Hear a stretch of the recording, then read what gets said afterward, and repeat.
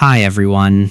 Tonight, we are going to leave the noise of the modern world behind and step into a time where silence was heavy and warmth was the only currency that truly mattered. Imagine a world where winter isn't just a season, but a formidable guest that settles in for months, demanding respect and patience. We are traveling back to a medieval village deep in the heart of winter to experience the profound, quiet survival of a peasant's night.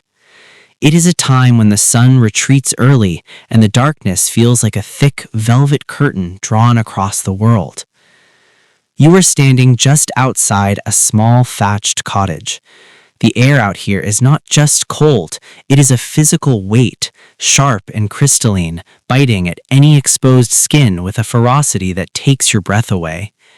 The wind howls across the frozen fields, a lonely sound that makes you pull your rough wool cloak tighter around your shoulders. But then you reach for the heavy wooden door. It creates a dull scraping sound as you pull it open, and you step quickly across the threshold. You push the door shut behind you, sealing the latch with a satisfying clunk, and instantly the world changes. You have escaped the biting teeth of the wind and entered a sanctuary of shadow and warmth. Inside, the air is thick, but it is a welcome thickness. It smells of ancient wood smoke, dried herbs hanging from the rafters, the earthy scent of straw, and the faint, musky comfort of wool. It is the smell of survival. Your eyes take a moment to adjust to the dimness. The only light comes from the hearth in the center of the room, where a fire burns low and steady, casting long, dancing shadows against the wattle and daub walls. This fire is the heart of the home, the living pulse that keeps the freezing night at bay. As you stand there, rubbing your cold hands together, you feel the prickling sensation of blood returning to your fingertips.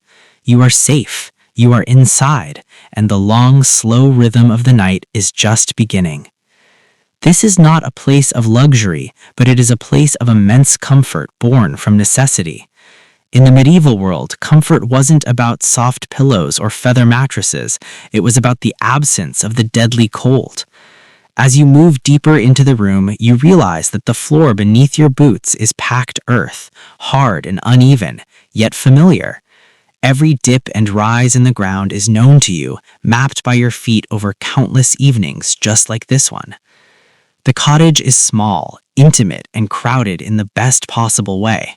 You are not just sharing this space with your family, you are sharing it with the very essence of life. The smoke from the fire drifts upward, curling lazily toward the blackened thatch of the roof. There is no chimney here, not in the way we think of them. The smoke simply rises, hovering in the rafters like a gray, ghostly cloud before slowly filtering out through the straw roof. It creates a haze in the room, softening the edges of the furniture, making everything look dreamlike and distant. This smoke might sting your eyes a little if you stand too tall, but you have learned to move low, to stay within the pocket of clear, warm air near the floor.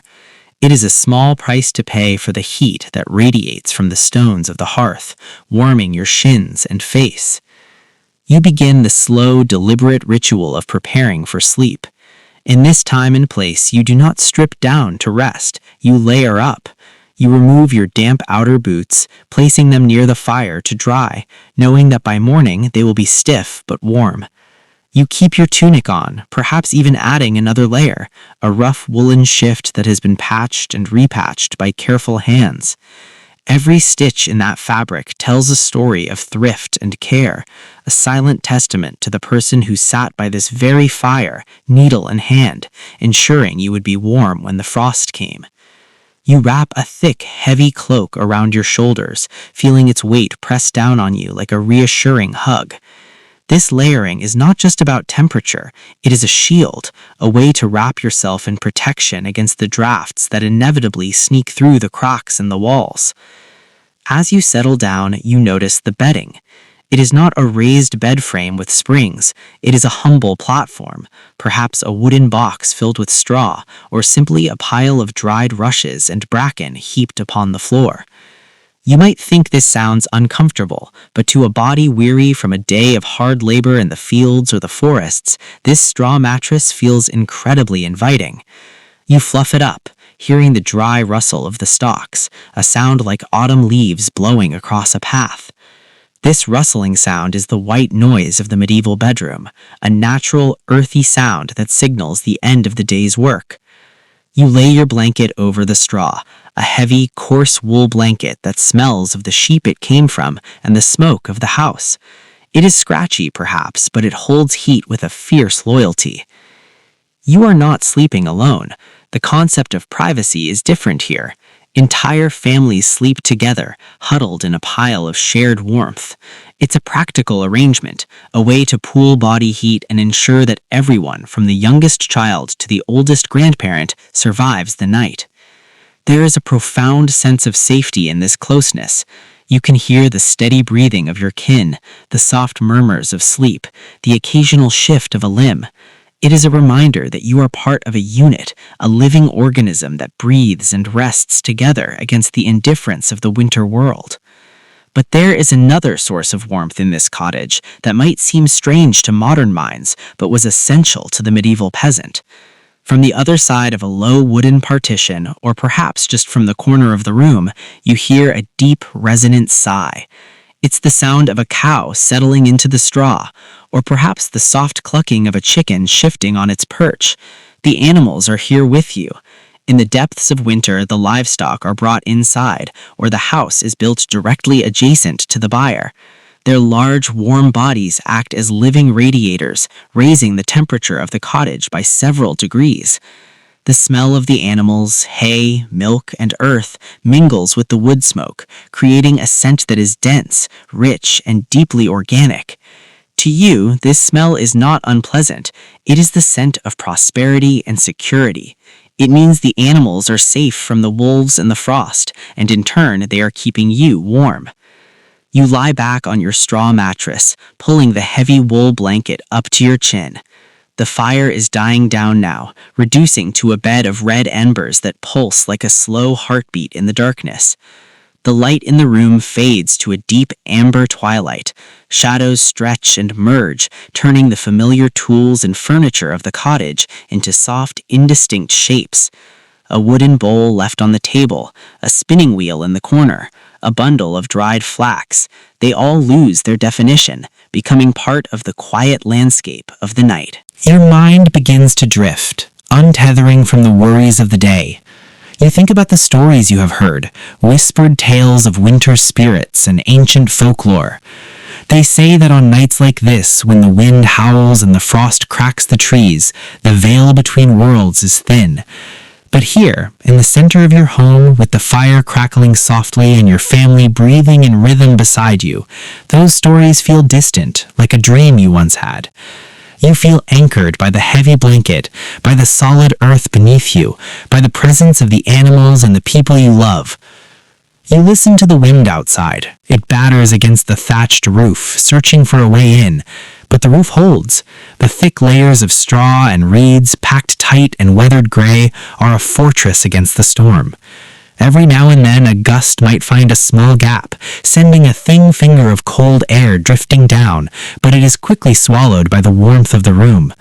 You tuck your nose under the blanket, creating a small pocket of hot air, breathing in the scent of your own warmth. It is a private, cozy space, a tiny world within a world.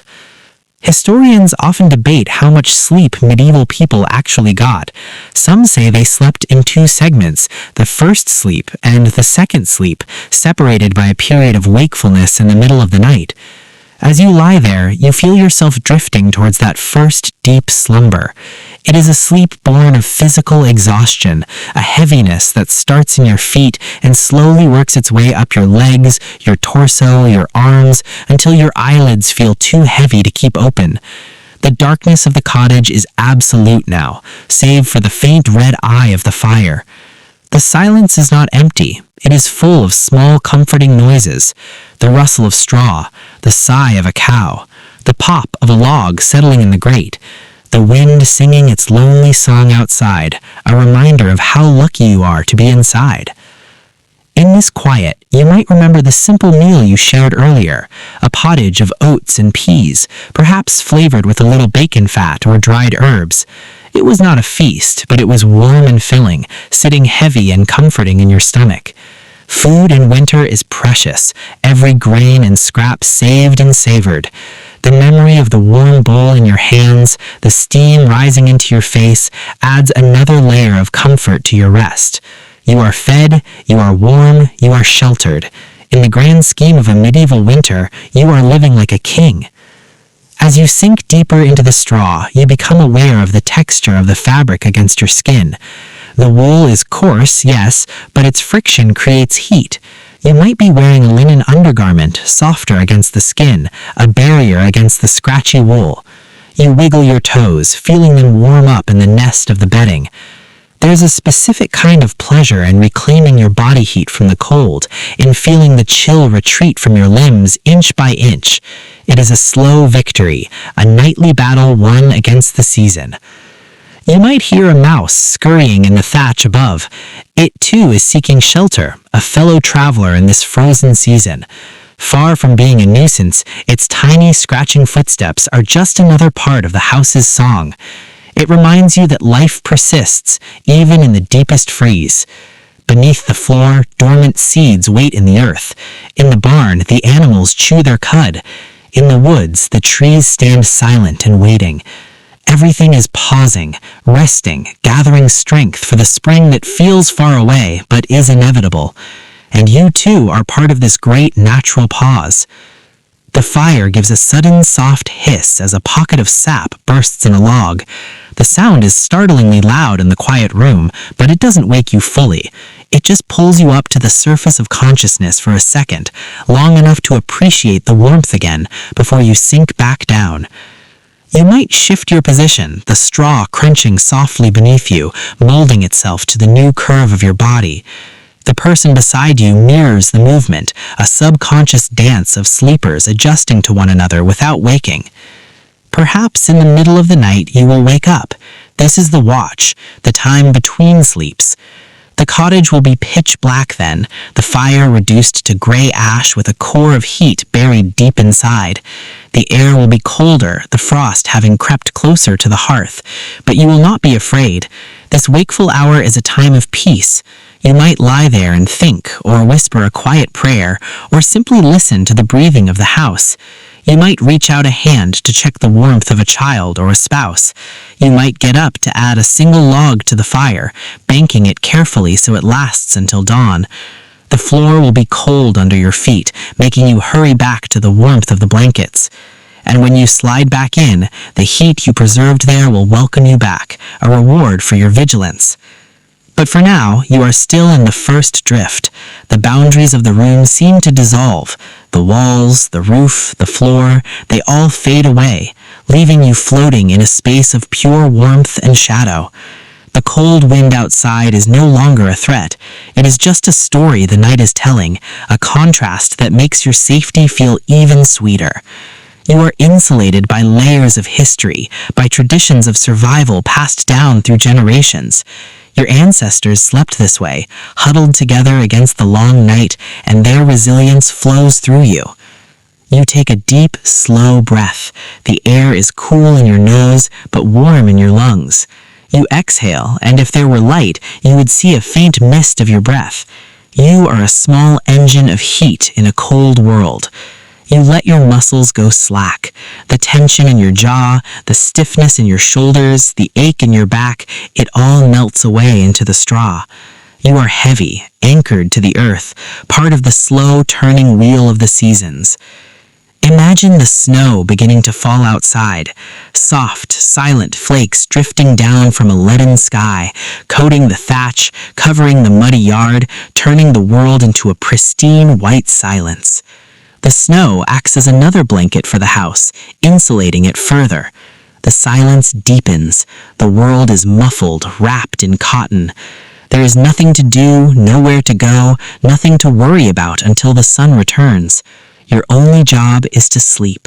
Your only task is to rest. The The night stretches out before you, long and unhurried. There are no clocks ticking here, no alarms to jar you awake. Time is measured only by the burn of the fire and the slow creep of the dawn. You have hours and hours of darkness ahead of you, a vast ocean of rest to swim through. You feel a profound sense of gratitude for this simple, stark existence, for the roof that holds, for the fire that burns, for the blanket that warms. As you drift off, you might dream of green fields and warm sun, or you might dream of nothing at all, just a deep, restorative blackness. The smoke swirls above you, a guardian spirit watching over your sleep. The animals breathe their slow, heavy rhythm. The wind hums its lullaby. You are safe, you are warm, you are home.